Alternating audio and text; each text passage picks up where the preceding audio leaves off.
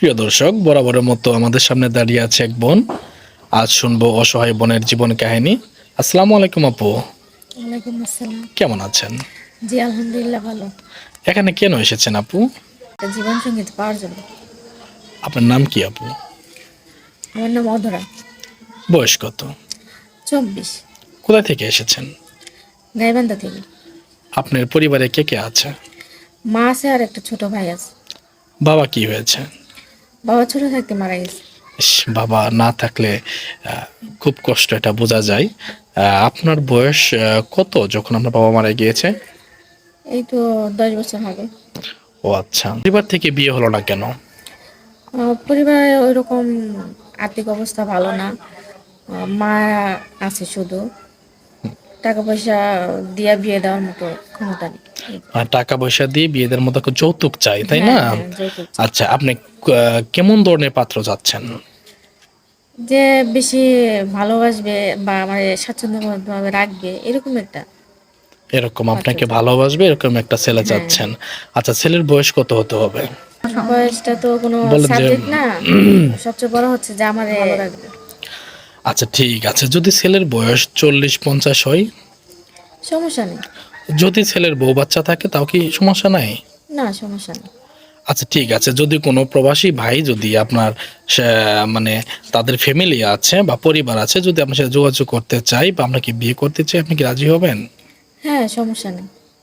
কোনো বাচ্চাওয়ালা বা তার ছেলে আছে মেয়ে আছে ওই ঘরে যদি বিয়ে হয়, আপনি সন্তানগুলো কি নিজের সন্তান মনে করে দেখবেন? হ্যাঁ, ওনার সন্তান তো আমার সন্তানের মতো। যদি কোনো ভাইয়ের বৃদ্ধ মা থাকে, কখনো কষ্ট দিবেন না তো? না, কেন কষ্ট দিব? উনি একজন নারী, আমি একজন নারী। আচ্ছা আপু, আপনি পড়াশোনা করেছেন? অল্প করছি, বেশি না। কতদূর পর্যন্ত পড়াশোনা করেছেন? এসএসসি পর্যন্ত। আর পড়ার সুযোগ হয় নাই? না, কোনো সুযোগ নেই। আচ্ছা আপু, কোনো প্রবাসী ভাই যদি আপনার মোবাইলের মাধ্যমে বিয়ে করতে চায়, আপনি কি রাজি হবেন? হ্যাঁ, হব। যদি ভালো হিসেবে টাকা চাই না। কোনো দেনমোহর লাগবে না? না, লাগবে না। ভালো মনের মানুষ ভালো চাই। আপু, আপনি কি নামাজ কালাম পড়েন? হ্যাঁ, মুসলমান মেয়ে যখন নামাজ কালাম তো পড়বো। মাশাআল্লাহ। আচ্ছা ঠিক আছে আপু, আপনার যেহেতু বড় ভাই নেই, ছোট ভাই রয়েছে, আর আপনি আপনার মা, আপনার বাবা তো মারাই গিয়েছে, আপনার পরিবার কিভাবে চলে একটু জানাবেন? মা অসুস্থ, ওই মানুষের বাসায় কাজ করে, তো ওইখান থেকে যা আসে তা দিয়ে আমাদের দুজনকে মানুষ করতেছে। ধন্যবাদ আপু সত্যি কথা বলার জন্য। আপু, আপনার ইচ্ছা কি? আমার ইচ্ছা, যেহেতু বাবা মারা গেছে ছোট থাকতে, তো ভালো একটা পাত্র পাইলে, তো সে যে আমার ভালো রাখবে, তো তার কাছে আর কি ভালোভাবে রাখবে, কোনো কষ্ট দিবে না, ঠিক আছে, যেহেতু কি ছোট কোনো থেকে কষ্ট কষ্ট দিবেন? পাইছি। আচ্ছা আপু, যদি কোনো প্রবাসী ভাই যদি আপনাকে বিয়ে করতে চায়, তাহলে আপনি যোগাযোগ করবে কিভাবে? আপনাদের মাধ্যমে যোগাযোগ করতে পারবে।